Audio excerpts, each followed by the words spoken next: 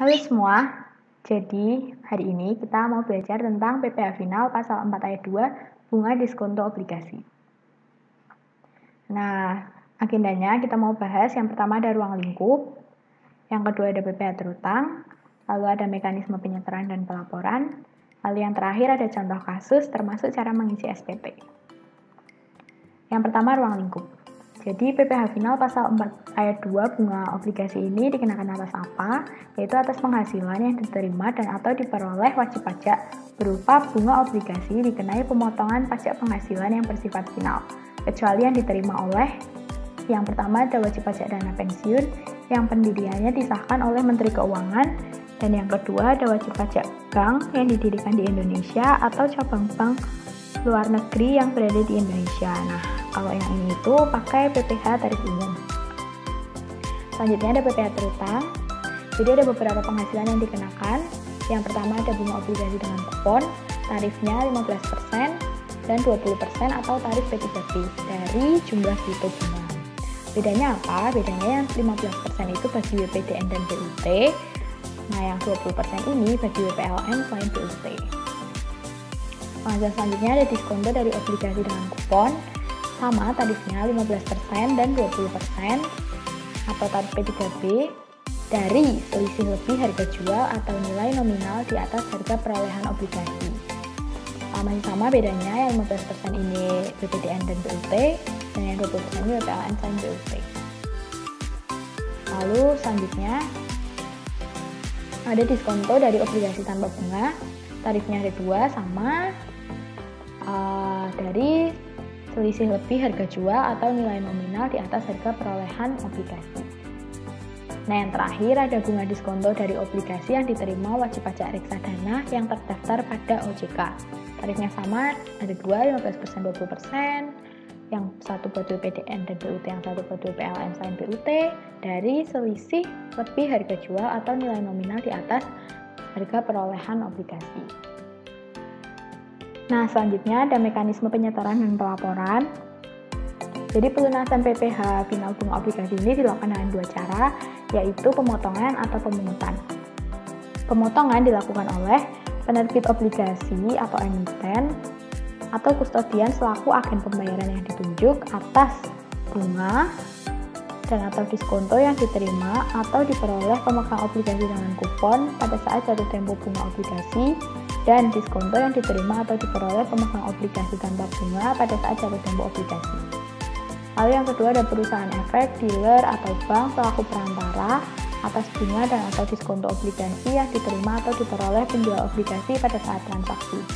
Lalu yang terakhir ada perusahaan efek, dealer, bank, dana pensiun, dan reksadana selaku pembeli obligasi langsung tanpa melalui perantara atas bunga dan atau diskonto obligasi yang diterima atau diperoleh penjual obligasi pada saat transaksi. Nah, kalau pemungutan dilakukan apabila penjualan dilakukan tanpa perantara dan pembelinya bukan pemotong pajak yang seperti tadi disebut di atas.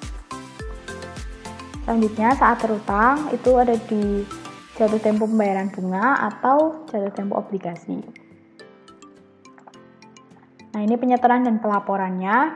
Jadi pemotong wajib menyetor PPh paling lama tanggal 10 bulan berikutnya dengan kode akun pajak 411128 dan kode jenis setoran 401. Lalu untuk pelaporannya, pemotong pajak wajib melaporkan SPT masa paling lama 20 hari setelah masa pajak berakhir. Jadi tanggal 10, 20. Sekarang kita masuk ke contoh kasus. Jadi ini ada obligasi dengan kupon. Jadi pada tanggal 1 Juli 2019, PT Mantap emiten menerbitkan obligasi dengan kupon atau interest bearing bond sebagai berikut. Nominalnya 100 juta, jangka waktu 5 tahun, bunga tetap 10% per tahun, jatuh tempo bunga tanggal 30 Juni dan 31 Desember, jadi semi-annually. Lalu penerbitan perdana tercatat di Bursa Efek Indonesia. PT Keren investor pada saat penerbitan perdana membeli obligasi dengan harga 90 juta. Nah, jadi kita ini tanggal 31 kan bayar bunga.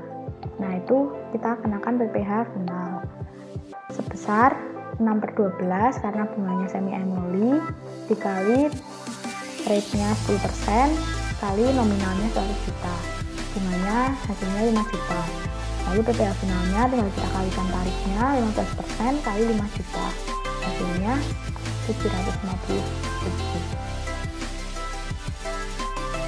Sekarang kita isikan SPP-nya. Jadi pertama kita isi bukti potong. Bukti potongnya pertama kita isi KPP, lalu nomor bukti potong, lalu di sini ada identitas WP yang dipotong atau penerima obligasi. Dalam hal ini berarti PT Keren. Lalu isikan angka-angkanya dari mulai nama bunga obligasi, jumlah nilai nominal, nomor seri, tingkat bunga per tahun, ada tanggal ini, lalu bunganya sebesar 5 juta seperti hitungan kita tadi, lalu PPh finalnya 15% kali 5 juta, jadi 750.000, terbilang 750.000 rupiah. Terus bawahnya di bagian bawah bukti potong itu kita isi dengan identitas pemotong atau emiten. Dalam hal ini PT Mantap, tanda tangan, nama terang, dan cap. Nah, ini daftar bukti potong untuk melaporkan pemotongan. Tadi kan kita memotong PT Keren ya. Nah, kita isi NPWP, nama yang dipotong, terus nomor bukti potong, tanggal pemotongan, ya objek pajak yaitu di bunganya 5 juta, dan PPh yang dipotong sebesar 750.000. Nah, sekarang kita masuk ke SPP induk. Jadi kita isi ya dari atas SPP normal, masa pajak Desember 2019. Nah, ini di sini itu identitas pemotong yaitu PT Mantap. Lalu kita isi bunga obligasi ini di nomor 3 ya, bunga obligasi sebesar 5 juta, tarifnya 15%, PPh yang dipotong 750.000. Lalu ke bawah kita isi karena kita store pajak jadi pakai SSP. Lalu tadi kita ada daftar bukti potong, lalu bukti potong 1 lembar. Nah, ini identitas pemotong juga, tanda tangan dan cap. Lalu ini tanggal pelaporan, saya bikin tanggalnya tanggal maksimal yaitu tanggal 10 bulan berikutnya. Karena ini masa pajak Desember berarti tanggal 10 bulan Januari 2020. Sekian, terima kasih.